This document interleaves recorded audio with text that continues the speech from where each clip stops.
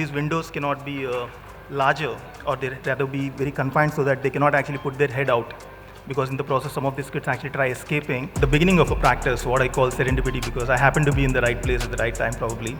I was first invited to be a model maker for this project and see if there was an architect or an artist designing this project. And he said that, we want you to build the model. And then the next thing that I heard is, okay, the client is also asking for option 2, passive cooling building envelopes that can reduce the heat gain and energy consumption in the buildings, and in a way reducing the air conditioning load. That was the idea behind this.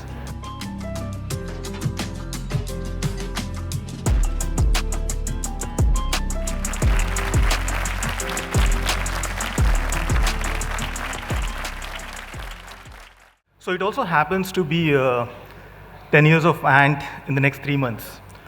So for this session, I picked 10 emotions from different projects, and to see how we have evolved over the last 10 years and share those thoughts with you. So the first thing is a project that I was lucky to be part of actually before we started the practice at Ant. The last project that I did at Abaxil Architects, which was a rehabilitation center for runaway kids in Jugaad. So, there's a lot of emotions that were revolving around this project, because this particular space we are designing is a rehabilitation center where the kids are going to stay here the entire day and night and live there in this confined space, which is a very tiny plot over there. And the emotions, when we are talking with them, we realized that, this space, while it's a rehabilitation center, they cannot actually step out of the place, because some of these kids are actually drug addicts. They must probably have they can actually harm themselves with this extreme ideas and thoughts that are there. And we're actually designing for these people who must have gone through terrible childhood experiences. So there is only one thing, this is a space that we were asked to build. And so what the brief that was given to us is that these windows cannot be larger, or they rather be very confined so that they cannot actually put their head out, because in the process some of these kids actually try escaping, and there was an incident in which they hurt themselves and in the whole process and so on.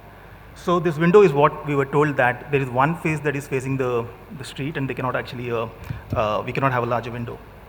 So we came up with this small detail of a window, which is a cone, what we call as the cone of vision. So when you look through a cone, you can actually see the stars, you can see the sky, this is what's happening on the street, and you can actually expand your vision while maintaining the brief. So these are beds, what we have designed on the facade, which are like series of bunk beds. And within each bed, these get their own windows, so that the kids can actually look out from the bed, connect with the external environment, and so on and so forth. So this is what we ended up designing by the end of it. So the next one is the beginning of a practice, what I call serendipity, because I happened to be in the right place at the right time probably. I was first invited to be a model maker for this project and see if there was an architect or an artist designing this project. And he said that, we want you to build the model. And then the next thing that I heard is, okay, the client is also asking for option 2. So can you give the option 2? You'll probably get some pocket money out of it, but nothing more. So I said, okay, we'll do that. And there's a beautiful site on the hills facing this amazing view in the front. And so this was a site which is a set of contours. So I said, what if we build something with the contours, use the same geometry, so that the building actually becomes a part of the landscape, but not something that stands out, and see what actually comes out of it. And I actually ended up getting the project and started with this, which led to the beginning of Ant Studio. So each and every view in this, the idea is that they get the view without, so the space is such that it blends with the surrounding landscape.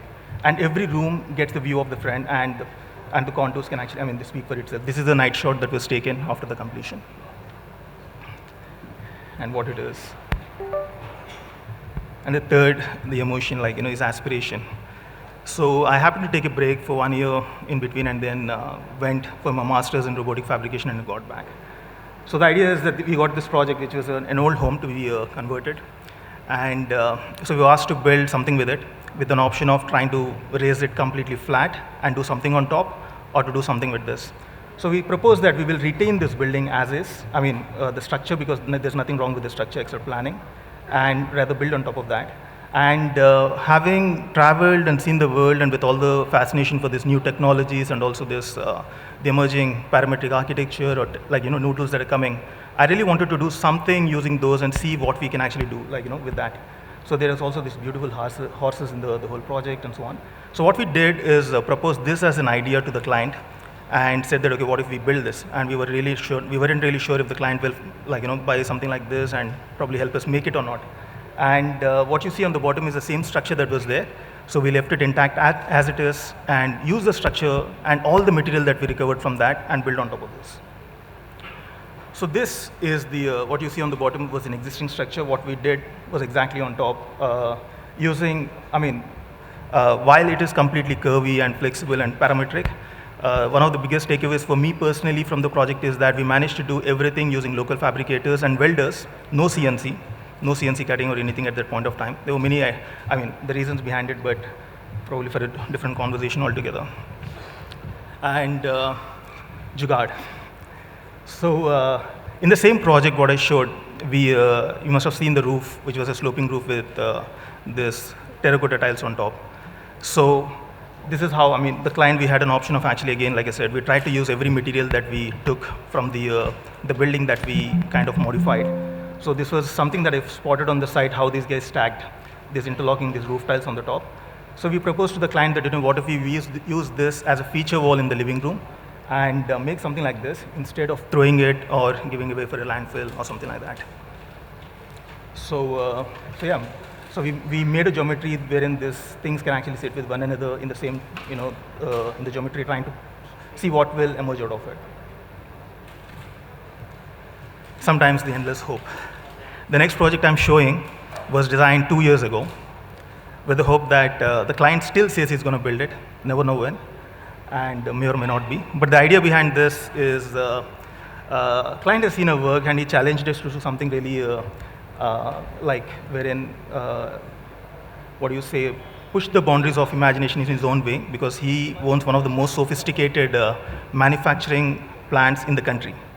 And his idea is that I want to have a house that talks and shows what I am capable of, because he has the advanced robotic arms, like the largest 3D printers, metal, and he makes space components for defense and space. So he wanted to have a house wherein the car can actually go to the first floor, where there is a golf course in the front, we can see it. And we came up, this particular project we designed keeping in mind something called as reatomic surfaces proposed by Daniel Piker, wherein the floors are also not flat. There is a curve and the curvilinearity to the surfaces, wherein somebody can walk on top of it. The slope is such you're not going to slip, but then it's enough to give the slope for a walking, and where somebody can, so that was the idea behind this particular project. And this goes all the way to 2 basements, where in the second basement there is some kind of a home theater. So we had this massive courtyard in the middle that takes the light all the way till the second basement, and so on. So romance. So we're also trying to see if in some of the projects, try to see buildings as art installations, and proposing to the client that what if we, instead of proposing something that is, this is a commercial center, trying to break this idea of having a glass envelope on the building, and then break and see what if we can do something slightly artistic with exposed brick and parametric architecture combined together. That's a medium that we play a lot, and see what can actually come out of it in the process. So this is ongoing. Hopefully by the end of it, we'll have the facade built, but not really sure.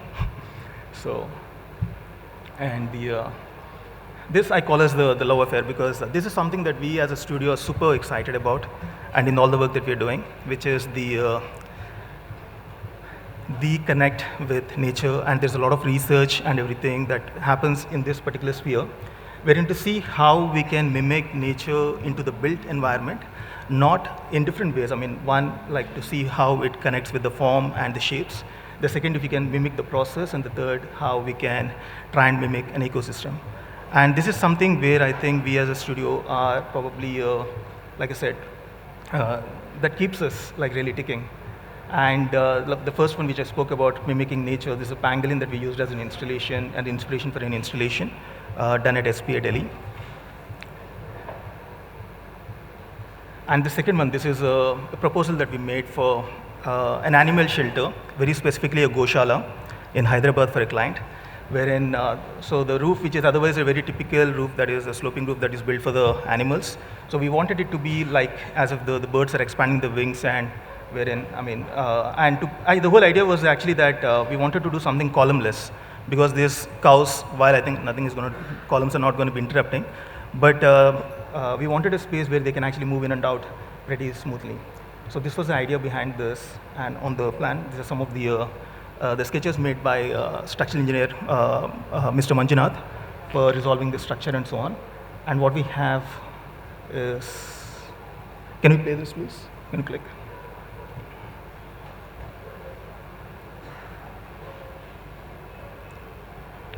Anyways, it's a small video, I'll skip this.